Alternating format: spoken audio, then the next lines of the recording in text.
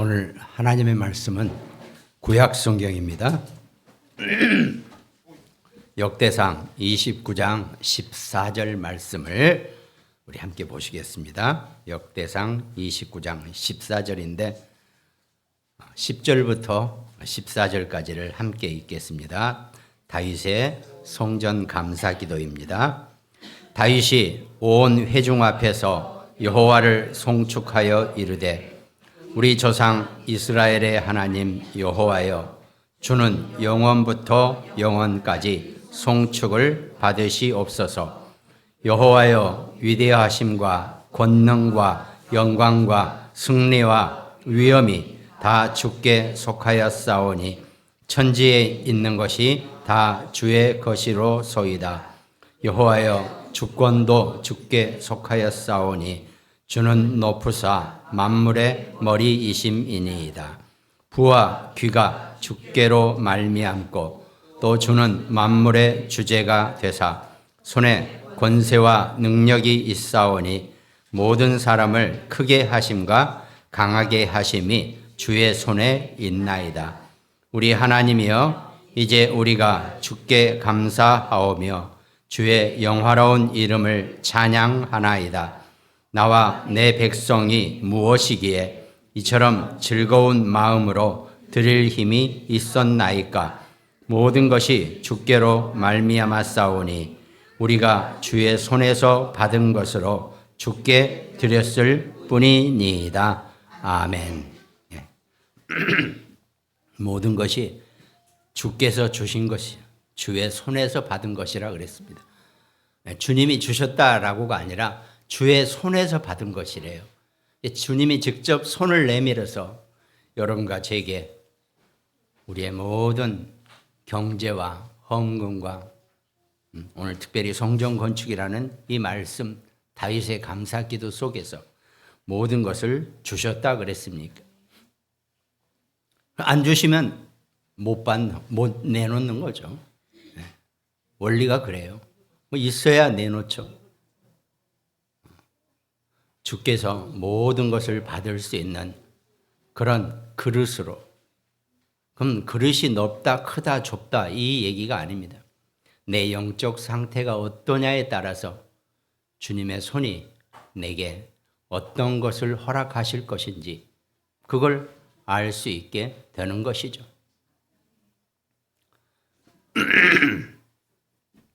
그래서 먼저 서론에는 초대교회 빛의 성전, 우리가 성전의 축복을 받아야 되는데 뭐 성전 건축을 크게 하자, 뭘 많이 내자, 뭘 많이 내서 성전을 크게 짓자, 그게 아닙니다. 여러분과 제가 속해 있는 이 성전이 그렇다고 이 건물이 빛을 냅니까? 그러지도 않죠. 이 평택 시내 이 자그마한 골목길에 이 3층 건물에 3층에 있는 이 교회가 여기서 어떻게 빛을 냅니까? 여러분과 제가 받은 응답으로 증거를 할 것이고 우리의 후대가 이 증거가 되어져야 한다는 겁니다. 보이는 것으로 우리가 빛의 성전의 모양을 갖추려고 그러면 우린 잘못 생각하고 있는 거겠죠. 그래서 초대교회에서는 초대교회는 교회가 없었습니다. 이따 설명도 또 다시 하겠지만 교회가 없었어요. 지금 초대교회에서 마태, 마가, 누가 여기서 성전이라고 표현되어 있는 거는요, 예루살렘 성전이에요. 유대인의 성전, 그 성전. 그때는 그거 하나밖에 없었습니다. 교회라는 개념 자체가. 그리고 이제 회당, 각 지역으로 떨어졌을 때 회당, 이런 식으로 모양이 갖추고 있는 거죠. 근데 그건 전부 다 유대인 회당이지 기독교 회당이 아니거든요. 바울이 사도행전 전체 전도 현장에 다닐 때 회당에 들렸다는 얘기는 그건 기독교 교회가 아니고 기독교 성전이 아닙니다. 다 유대인의 회당이고 유대인의 성전을 의미하는 거죠. 그런데도 초대교회는 눈에 보이는 교회가 없었어도 빛의 성전에 다 응답을 받은 사람이죠. 대표적인 인물이 초대교회 가이오죠. 로마서 16장 23절에 보면 나와 온 교회를 돌봐주는 가이오도 너희에게 문안하고 그랬습니다. 이 로마서 16장의 가이오, 온 교회를 돌봐주는 이 의미 자체가 옛날에는 식주인이라고 표현했잖아요. 식주인이라 그러니까 어디 가서 오늘 내가 쏠게. 그것도 식주인 맞습니다. 예. 모든 먹는 비용을 다 책임지는 사람, 뭐 그렇게 표현해도 나쁜 건 없죠. 근데 원어에 보면은 그게 식주인이라는 뜻 자체가 외부인이라는 뜻이에요. 외부인은 뭡니까? 그 교회 성도가 아닌데, 쉽게 말해서 우리 교회 성도가 아닌데 누군가가 나를 완전히 책임져 주는 겁니다. 그만큼 가이오는 그 능력을 하나님께도 받으셨고 축복이 있었죠. 나도 돈 많으면 그렇게 해. 그렇게 생각하는 수준 가지고는 이제 신앙생활하기 힘듭니다. 이제 그렇게 하면 안 되고, 그 가이오는 그 중심이 있었던 거죠. 전도자는, 선교사는, 하나님의 종은 누구든지 내가 다 완전히 책임진다. 그러면 자기 교회 담임 목사는 뭐 두말할 것도 없었겠죠. 식주인이라는 뜻은 외부인이라는 뜻이에요. 우리 교회 교인이 아닌데 우리 교회 교인도 못하는 일을 외부에 있는 그 가이오가 우리 교회 담임 목사님을 완전히 다 책임져 져버리는 겁니다. 나중에 얘기하려고 그랬는데 다른 게 아니고, 가끔 이제 현장에서 이렇게 전도하다 보면 나도 전에 교회 다녔대. 우리 집사람도 전에 교회 다녔고 우리 남편도 전에 교회 다녔대. 근데 거의 약 한 80% 이상이 근데 시험 들어서 나왔대. 그러시냐고, 교회를 다니시다가. 왜 시험 들었는지도 그냥 얘기해. 목사가 너무 돈 얘기해서. 그건 속으로 수준을 알겠구나. 금방 나오죠. 그것만큼 수준 드러나는 게 없거든요. 돈 얘기만큼. 뭐 저희도 다 바깥 생활에서 40년 넘게 경제활동하고 세상살이 살아봤고, 저는 별로 가진 것 없어서도요, 우리 내 주변에 있는 직장 동료들이 나는 어마어마한 부잣집 아들인 줄 알아요. 어마어마한 부잣집 아들이라고 다 그렇게 생각해요. 네가 뭐하러 직장생활하고 있냐, 뭐 이런 식으로 자꾸 얘기해요. 근데 내가 돈 있다고 얘기한 적도 한 번도 없어요. 그렇다고 내가 돈을 팡팡 쓰느냐, 그런 적도 없어요. 오죽하면 내가 우리 후배 이렇게 직장 이렇게 후배 사원들 들어오면, 그때 당시에는 우리가 복리후생비라는 게 좀 많이 괜찮았을 때예요. 특히 우리 그룹은 좀 그런 걸 많이 해줬어요. 술을 취급하다 보니까. 내가 딱 얘기했죠. 네가 여기서 직장생활하고 끝나고 뭐 어떻게 하든 다 좋다. 근데 네 돈으로 술을 먹으면 너는 미친놈이다. 내가 그렇게 얘기했어요. 너는 앞날이 없는 놈이다. 야, 멀쩡하게 회사가 다 때가 되면 복리후생비 줘서 술 다 먹게 하는데 2차, 3차 가느라고 네 돈 쓰는 것은 너는 제정신을 못 차린 놈이다. 그렇게까지 표현해요. 절대 네 돈으로는 쓰지 마라. 그래서 저도 돈을 안 써요. 왜? 뭐 회사에서 하여튼 술 먹는 건 다 대주니까요. 우리가 술 회사니까. 뭐 그러니까 그렇게 살았단 말이에요. 그러니까 내가 돈을 펑펑 쓰지 않았는데 뭔지 모르게 사람들이 나를, 저놈은 지네 집에 가보면 저거 땅이 한 1000마지기는 있을 거야 해가면서 그렇게 나를 봤거든요. 그렇다고 내가 무슨 잘생기게 보이는 얼굴도 아닌데 그렇더라고요. 내가 궁핍한 태를 안 냈어요. 내가 언제나. 근데 신앙생활 나도 좀 해봤다, 교회 다녔다 하는 사람들이 한 80% 이상이, 근데 목사가 너무 돈 얘기 많이 해서 다 그만뒀다, 시험 들었다, 다 그런 식으로 표현해요. 돈 얘기가 아니죠. 없으니까 못 내는 건 너무 안타까운 일이죠. 그거는 헌금이라. 어떤 기독교인이 헌금 안 하고 싶은 교인이 어디 있습니까? 그거는 두 번째 얘기인 거죠. 그러니까 교회를 제대로 이해하지 못하니까 살면서요, 교회 와서 교회 안에서 자기 자신을 발견하게 돼요. 사람들이 어디 조직생활이나 어디 다른 데서요 다 허당이에요. 회사 뭐 동창회 어디 뭐 다 가보세요. 다 자기 자신이 없어요. 근데 교회 안에서는 자기를 알게 되고 내가 누군지를 알게 되는 것이 교회예요.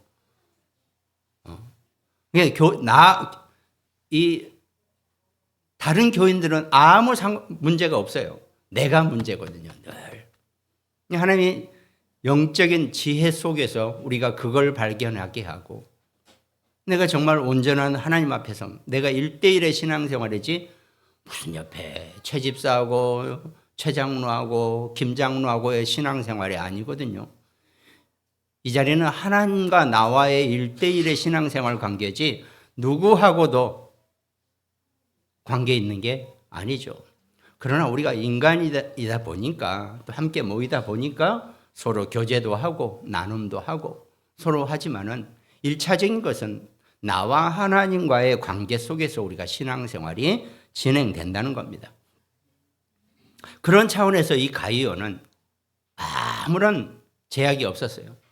어떤 주의 종이든지 다 자기 집에서 먹이고 그 당시에는 식당이 있었어요. 우리가 보통 영화나 이런 데 보면 식당이 뭡니까? 밥 먹는 곳이 아니었어요. 그거 보면은 맨 와서 술 먹고 놀고 맨 이런 데가 식당이었거든요. 물론 가이오가 어디 식당으로 오세요. 레스토랑으로 오세요. 뭐 파인 정식 오세요 해서 쏠 수도 있겠죠. 초대교회는 기독교인을 식당 출입 금지예요. 못 와요. 그러니까 어떻게 했겠습니까? 밥을 다 먹여줬다는 얘기는 자기 집에서 먹였다는 얘기거든요. 그럼 가이오의 집이 얼마나 큰지 우리가 익히 아는 거죠. 물론 또 그러죠. 가이오는 부자니까 그게 가능하죠. 이렇게 생각하면 답이 없는 신앙생활이에요. 그렇게 생각하는. 하나님 정말 귀한 마음을 주셔서 정말 주의 종을 얼마나 하나님의 일에 그 일이 중요한지를 알았으니까 주의 종을 그렇게 접대할 수 있는 그런 마음을 가진 자, 그게 가이오거든요. 오늘날 성경에까지 나와 있는 그 이름으로 하나님 앞에 찬양 드릴 수 있는 이름. 이것이 교회의 시작이고 교회의 마무리입니다.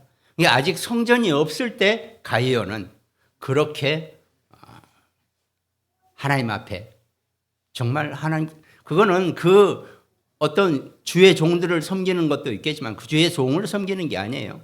하나님을 섬기는 자의 모습이거든요. 그게 가이오입니다. 그래서 요한 3서 1장 2절에도 요한이 사랑하는 자여 네 영혼이 잘된 같이 네가 범사에 잘되고 강건하기를 내가 간구하노라.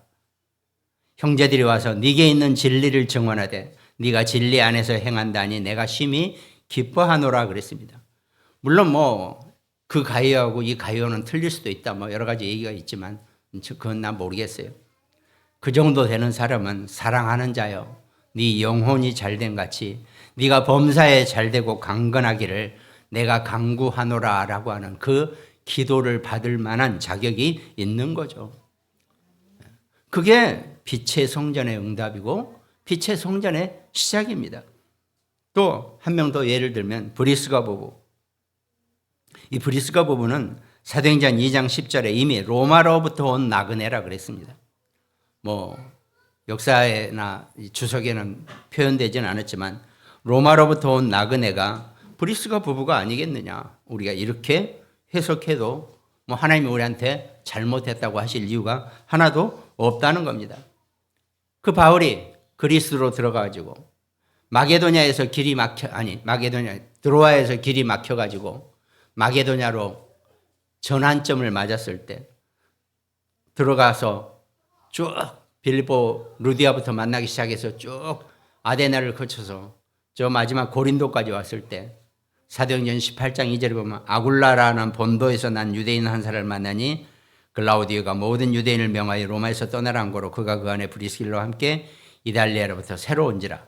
바울이 그들에게 가매 이 바울이 전도자 바울이 그 브리스가 아굴라 부부가 절묘하게 원래 거기 고린도에 살던 사람이 아니에요. 브리스가 부부는 로마 황제 글라우디오가 야 유대인들은 다 꼴도 보기 싫어. 로마에서 떠나. 다 나가. 다 추방령을 내렸거든요. 그러니까 남편은 유대인이에요. 근데 이 브리스길라는 여자는 로마인이에요. 로마 사람이에요. 근데 남편과 함께 그냥 로마를 쫓겨 나온 겁니다. 거기서 정말 시대적인 성경의 전무후무한 전도자죠. 그 바울을 만나게 되는 겁니다. 로마서 16장 3절에 보니까 너희는 그리스도 예수 안에서 나의 동역자들인 브리스가 아굴라에게 문안하라. 그들은 내 목숨을 위하여 자기들의 목까지도 내놓았나니 나뿐 아니라 이방인의 모든 교회도 그들에게 감사하느니라. 목을 내놓으란 얘기가 아닙니다. 전도자에게 그만큼 주의 종에게 그 정도 뉘앙스와 느낌을 가질 수 있는 그런 축복자가 되시기를 주님의 이름으로 축원드리겠습니다. 그러면서 빛의 성전의 응답은 교회의 시작이라고 서론의 세 번째 말씀을 보죠. 지난주는 우리가 빛의 망대를 세우자 그랬죠. 그러면 자연스럽게 내가 빛의 성전의 주역이 될 수밖에 없다는 겁니다. 내 안에 빛의 망대가 세워져 있는데 빛의 성전의 주역이 될 수밖에 없다는 거죠.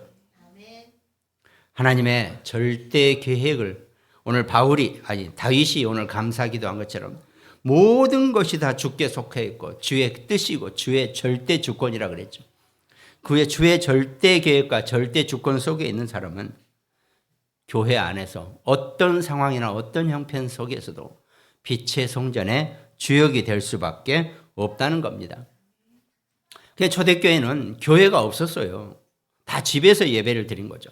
그러니까 하여튼 기독교인이라도 일단 토요일 날 안식일이 되면 다 예루살렘 성전으로 몰려갑니다. 그건 유대인들이 평생에 해왔던 일이니까 예수 그리스도를 영접하고 하나님 자녀가 되면 우리는 저 유대교 성전하고 기독교 성전 다른데라고 할 수 있겠죠. 근데 하여튼 예루살렘 성전으로 다 가요. 안식일 날은 토요일. 거기 가서 다 랍비가 이렇게 하나님 말씀 이렇게 선포하고 듣고 다 서로 막 격렬하게 싸워요. 싸우는 게 아니라 격렬하게 포럼을 하죠. 거기서는 포럼을 해요. 유대인들의 포럼은 칼만 안 들었지 서로 죽이려고 달려드는 포럼을 해요. 왜? 자기 뜻이, 자기 생각이 옳다고 막 해요. 근데 그거 끝나면 아무런 감정 없이, 아무런 못 없이 끝나요. 근데 오늘날 우리 포럼은 어때요? 포럼 조금 하다가 삐지고 감정 상하고 기분 나쁘고 이게 우리 포럼. 이 정도 포럼 해가지고 포럼도 아니죠. 유대인들은 그렇게 포럼을 해요. 아주 막 머리에 핏대를 세워가면서 자기가 생각하는 것이 옳다고 막 싸우듯이 서로 포럼을 해요. 근데 그거 끝나면은 언제 그러냐? 왜? 우리는 다 형제니까. 아브라함의 피 안에서 혈련을 가진 우리는 다 형제다. 그런 마음으로 서로 끌어안고 악수하고 헤어진단 말이죠. 아무런 뒤끝이 안 남아요. 근데 오늘날 사람들은 교인이라면서 기독교인이라면서도 말 좀 잘못하면 서로 삐지고 삐끼고 그래서 이런 식으로 사는 거죠. 그게 다 나와 하나님과의 관계 속에서 내 문제가 되는 거란 말이죠. 그래서 이 사람들은 안식일 날, 토요일 날 성전에 모입니다. 그 모여서 뭘 하겠어요? 서로 포럼할 때 어떻게 하겠습니까? 그 메시아가 바로 예수 그리스도야. 아니야, 아직 안 왔어. 이 싸움이 했겠죠. 근데 그거 가지고 오늘 서로 때려 죽이니 살리냐? 할 이유가 없겠죠. 막 그렇게 격렬하게 포럼을 하면서 맞냐, 메시아야. 그 메시아가 예수 그리스도라니까. 얼마 전에 십자가에 못 박혀 죽으신 그분이야. 막 얘기합니다. 그리고 나서는 그 성전이 끝나면은 저녁에는 이제 본격적으로 기독교인의 모임이 시작되는 거죠. 어디에? 가이오의 집이든 누구 그 집에 좀 잘 사는 집. 초대교 예루살렘에서는 마가다락방에 다 모였겠죠. 마가다락방이 좀 컸나 봐요. 엄청 커서 120명이 거기에 모일 정도면 엄청 큰 2층 구조 건물이죠. 거기에 모입니다. 모였겠죠. 거기에 모여서 그때부터 어떻게 합니까? 밤새도록 기도하고 떡을 떼며 그때 이제 좀 집에 넉넉히 이렇게 뭐가 많은 사람들은 밖에서 밥을 못 사 먹으니까 기독교인은 안 돼 그러니까 다 음식을 싸가지고 옵니다. 그래서 밤새 거기서 좀 논아 먹고 어쩌고 이렇게 하면서 그러니까 없는 사람은 거기 와서 밥을 채워요. 식사를. 초대교회 가난한 사람들은 그 오후 예배 때 그 미션홈에 모여서 거기서 먹어요. 그렇다고 있는 사람이 태내면서 이거 떼먹어 이런 식으로 하죠. 다 한꺼번에 모아놓고 자기 필요한 만큼 떼먹고 뭐 이런 식으로 하면서 초대교회가 진행이 됐다는 겁니다.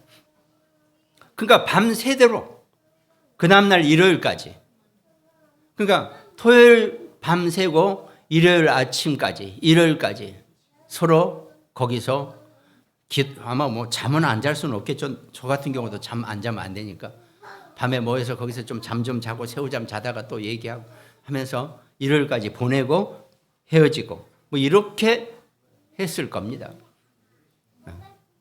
그러니까 교회라는 곳이 따로 없고 미션홈에서 큰 이 가이오의 집이나 마가다라방 이런 데서 빛의 성전의 응답, 교회의 시작이 되었다는 겁니다. 그때 우리가 세 가지 뜰, 이게 무슨 메시지가 아닙니다. 세 가지 뜰은 또 이상한 메시지 나왔다 이렇게 생각. 세 가지 교회가 응당해야 될 응답이 이 세 뜰이거든요. 다민족이 살아나고 병든 자가 살아나고 렘넌트가 살아나는 거, 이게 있어야 된다는 겁니다. 이게 교회의 중요한 의미요 목적이죠. 그게 성도가 누려야 될 교회의 응답이고 교회의 축복의 시작이 이 초대교회에서부터 그렇게 시작됐다는 겁니다. 그럼 본론에서 우리가 빛의 성전의 의미 속에서 본론의 첫 번째, 예수님도 이 세 가지 뜰에 대해서 분명히 말씀하셨습니다. 마태복음 4장 5절에서도 광야에서 이 마귀가 예수님을 시험할 때 거룩한 성으로 데려다가, 거룩한 성은 곧 예수님을 성전 위까지 끌어올려가지고 뛰어내려봐, 다 받쳐줄 거야, 이렇게 얘기했죠. 주 너의 하나님을 시험하지 말라 그랬습니다. 성전의 의미가 첫 번째로 여러분과 제가 하나님을 시험하지 않는 자가 되게, 그게 우리의 성전의 시작이죠. 또 마태복음 17장 24절에 보니까 가버나움에 이르니 반세계를 받는 자들이 베드로에게 나와 이르되 너희 선생은 반세계를 내지 않느냐? 이렇게 물어본단 말이죠. 베드로가 아니야, 네, 이제 이렇게 했겠죠. 반세겔이 뭔지는 여러분들이 의미를 아셔야 됩니다. 반세겔은 모든 유대인들은 성전세를 내게 돼 있습니다. 그러니까 어린아이를 벌써 성인이 되면서부터 반드시 성전세를 내게 돼 있어요. 성전세. 그건 성전을 운영하고 성전을 보수하고 지키고 뭐 하는데 필요한 거죠. 또 안에 필요한 물건을 다 사고 종사하는 자들이 먹고 살 수 있게 해주는 거겠죠. 뭐 오늘날로 보면 헌금이나 마찬가지입니다. 근데 그 반세겔이 그 당시에는, 그 마태복음 시절에는 한 세겔, 1세겔이 하루에 1당이었어요. 품삯을 의미합니다. 그럼 그 당시에 옛날 주석에 보면 그 당시 8만 원이라고 돼 있어요. 그 옛날이 아니라 그 주석을 쓸 때쯤에 사람들의 하루 일당이 8만 원이라고 돼 있어요. 1세겔이. 그럼 반세겔이면 약 4만 원 정도를 의미한다는 겁니다. 그 당시에는 반세겔을 성전 예루살렘 모든 유대인들은 다 그 정도 반세겔을 성전세로 냈단 말이죠. 그런데 오늘날 일당이 어떻게 올랐습니까? 8만 원이 아니라 15만 원, 16만 원, 20만 원까지가 되잖아요. 그럼 반세겔을 하면 얼마예요? 2배로 뛰어버린 거죠. 이게 금액으로 치면 그렇다는 거죠. 근데 지금 이스라엘 가면 반세겔짜리 동전이 있어요. 저한테도 많이 있거든요. 이 반세겔은 그야말로 제가 그 계산을 하여튼 그 이스라엘 1세겔이 얼마 안 해요. 몇십 원. 지금은 반세겔이 그 정도로 가치가 떨어져서 별 의미 없이 반세겔 하는데, 의미는 모든 유대인들이, 하나님의 백성들이 내는 성전세가 반세겔의 의미라는 겁니다. 그러니까 누구도 다 내야 된다는 거죠. 성인이면.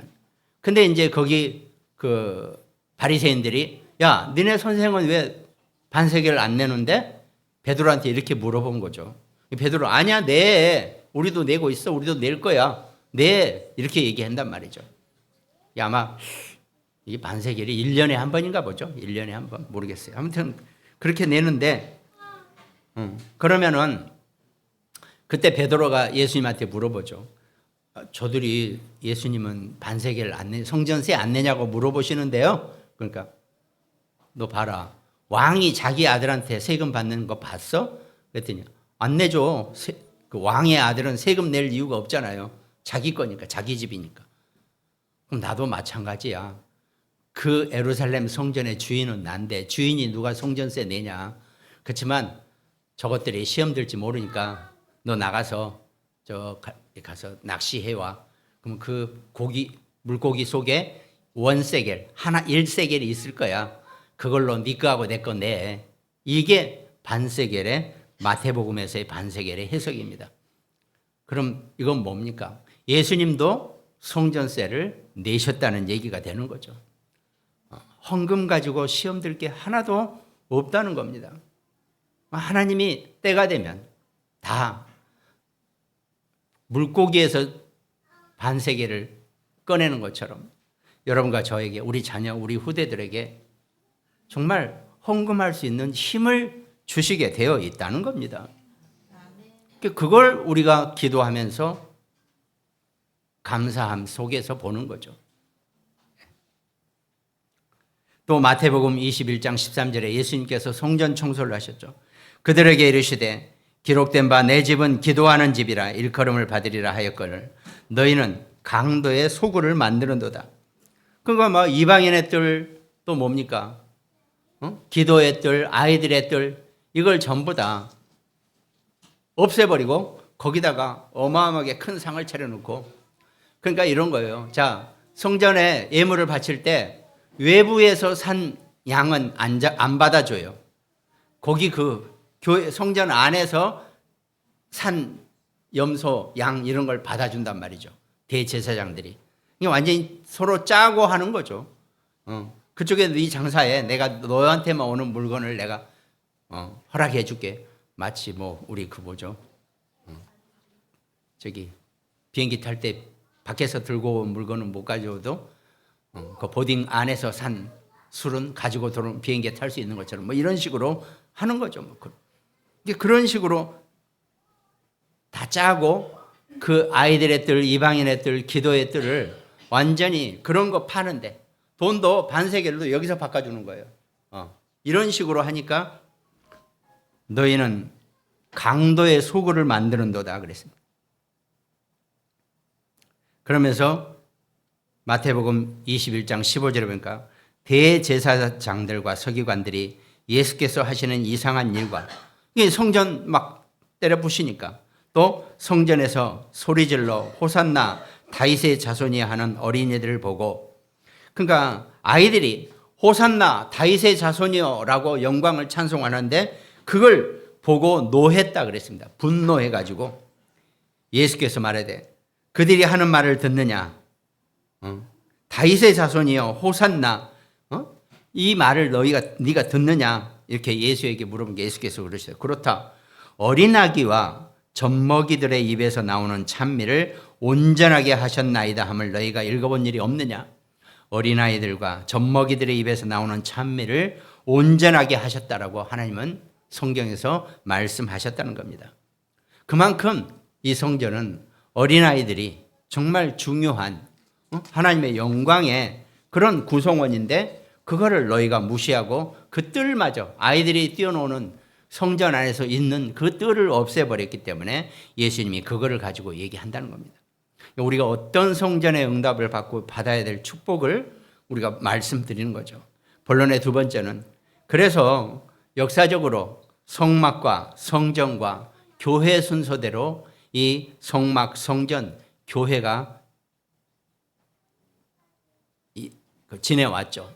그 성막은 출애굽에서 하나님이 민수기 2장 2절에 보면 이스라엘 자손은 각각 자기의 진영의 군기와 자기의 조상의 가문의 기호 곁에 진을 치되 회막을 향하여 사방으로 치라 그랬습니다. 이게 모든 이스라엘 백성들이 이렇게 이동을 해서 서로 자기 텐트를 칠 때 가운데 회막, 성막을 짓고 세우고 전부 다 그 회막을 향해서 자기 문을 열어놓는 거죠. 우리는 오늘날 뭐 다 교회 근처에 뭐 교회를 어떻게 뭐 할 수가 없죠. 이거는 여러분과 저의 마음이, 내 온전한 마음이, 내가 아침에 내 집 문을 열 때 그 방향이 교회의 방향이 되게 하라는 얘기는 정말 우리가 어떤 마음으로 교회를 생각하고 내 교회를 사랑할 수 있는지 이걸 의미하는 거겠죠. 성막은 시작은 거기에 모든 기독교인들의 마음이 내 교회를 향한 마음으로 성막을 시작하는 것이 성막의 의미였단 말이죠. 그러면서 오늘 성전은 오늘 본문 말씀처럼 나와 내 백성이 무엇이기에 이처럼 즐거운 마음으로 드릴 힘이 있었나이까. 모든 것이 주께로 말미암았사오니 우리가 주의 손에서 받은 것으로 주께 드렸을 뿐이니이다 그랬습니다. 주의 손에서 받은 것을 주께 드린 것이랍니다. 이게 성전의 의미가 된다는 거죠. 그러면서 교회는 사도행전 1장 4절에 사도와 함께 모이사 그들에게 분부하여 이르시되 예루살렘을 떠나지 말고 내게서 들은 바 아버지께서 약속하신 것을 기다리라 그랬습니다. 요한은 물로 세례를 베풀었으나 너희는 몇 날이 못되어 성령으로 세례를 받으리라 그랬습니다. 여기서 예루살렘이 곧 교회를 의미합니다. 어떤 문제나 사건 속에서도 교회를 떠나지 말고 그렇다고 하루 종일 여기서 살자 이 얘기는 아닙니다. 내 마음은 집에 있어도 늘 나는 교회에서 하나님과 함께 만난다는 그 마음으로 교회를 떠나지 말라는 그런 성경 말씀이죠. 아무리 멀리 있어도 내 마음은 교회에서 늘 하나님과 만나고 있다는 그 축복을 누리는 정말 신앙인 되시기를 주님의 이름으로 축원드리겠습니다. 그러니까 사도행전 2장 47절 하나님을 찬미하며 또 온 백성에게 칭송을 받으니 주께서 구원받는 사람을 날마다 더하게 하시니라.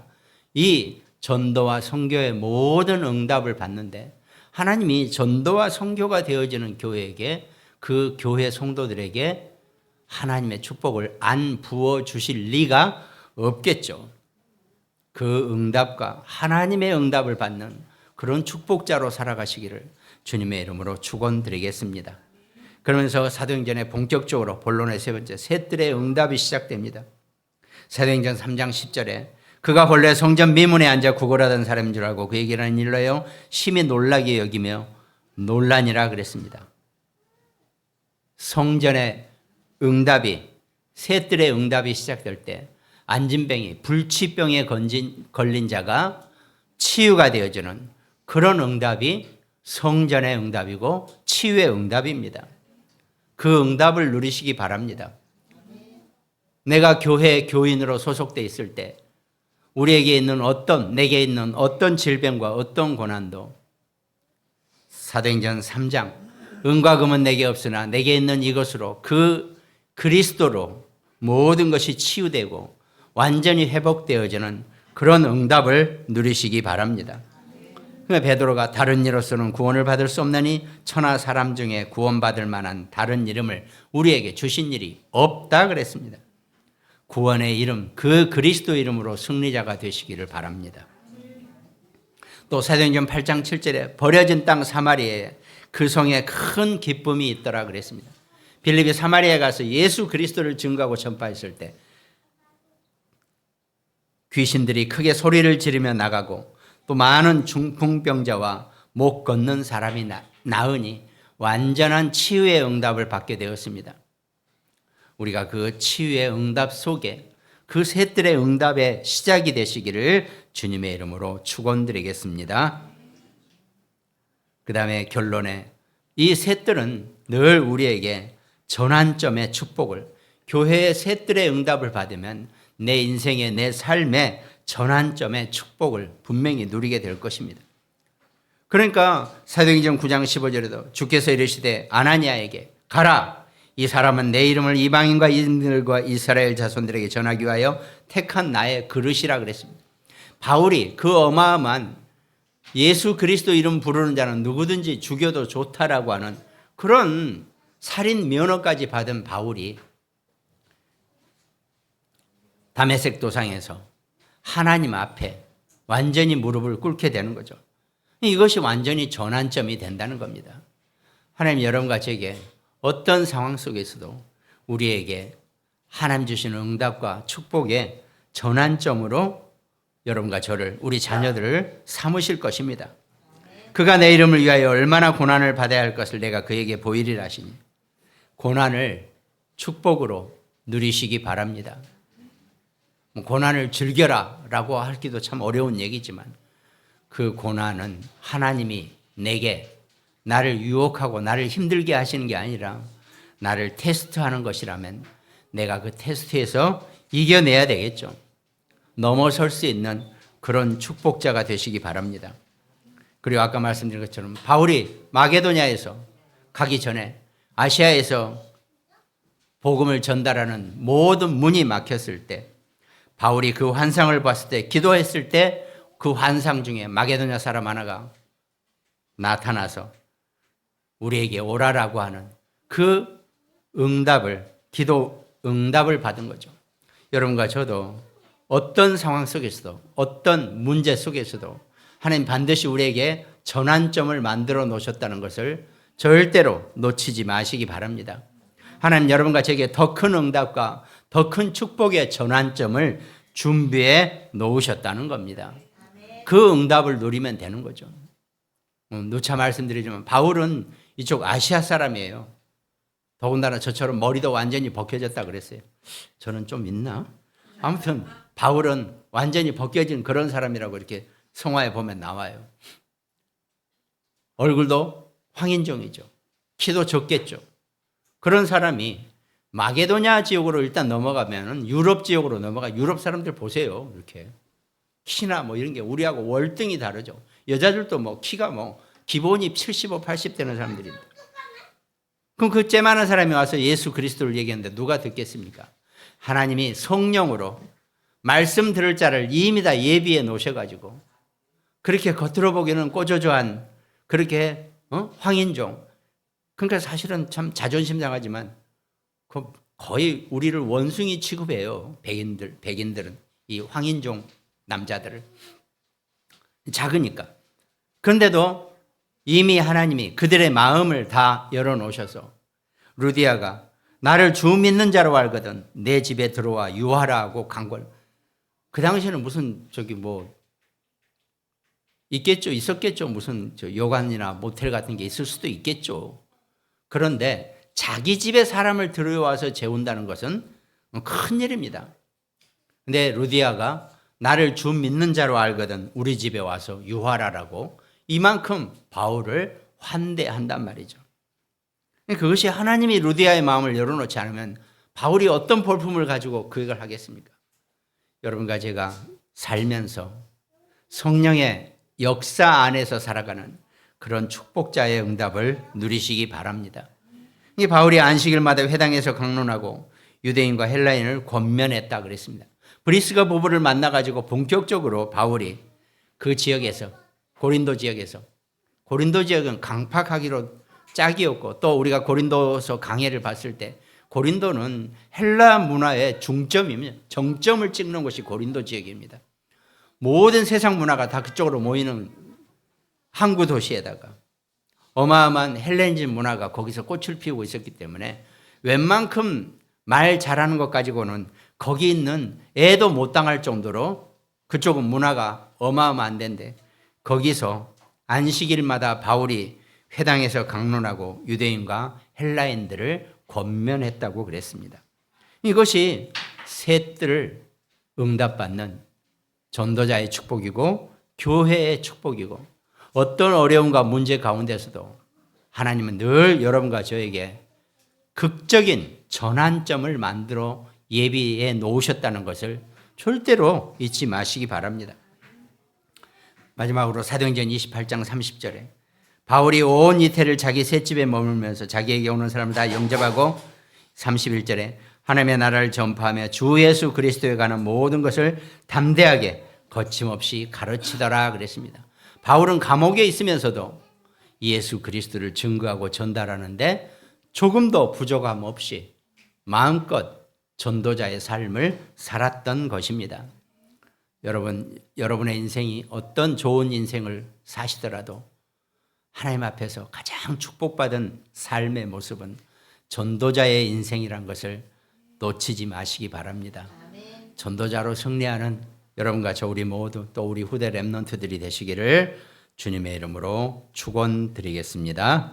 오늘 함께 말씀 나눈 우리 모든 가정들, 또 굿모닝 병원 현장과 태안의 우리 안지영 집사, 또 광주와 강릉 지교회, 또 일본과 미국에서 우리 함께 말씀 나누는 우리 장로님들, 또 캐나다의 우리 문성미 렘넌트, 하나님 나라의 영광을 위해서 최고로 응답을 누리는 전도자의 삶의 승리자가 되시기를 주님의 이름으로 축원드리겠습니다. 기도하겠습니다. 나와 내 백성이 무엇이기에 이처럼 즐거운 마음으로 드릴 힘이 있었나이까. 모든 것이 주께로 말미암아 싸우니 우리가 주의 손에서 받은 것으로 주께 드렸을 뿐이니이다. 다윗의 고백처럼 우리의 고백이 되게 하시고 우리가 마음껏 세계복음화의 언약을 회복하고 경제의 힘을 얻을 수 있는 축복자로 살아갈 수 있도록 하나님이 우리를 지키시고 우리의 연약함을 채워 주시옵소서. 감사를 드리옵고 우리를 구원하신 예수 그리스도 이름으로 기도합니다. 아멘.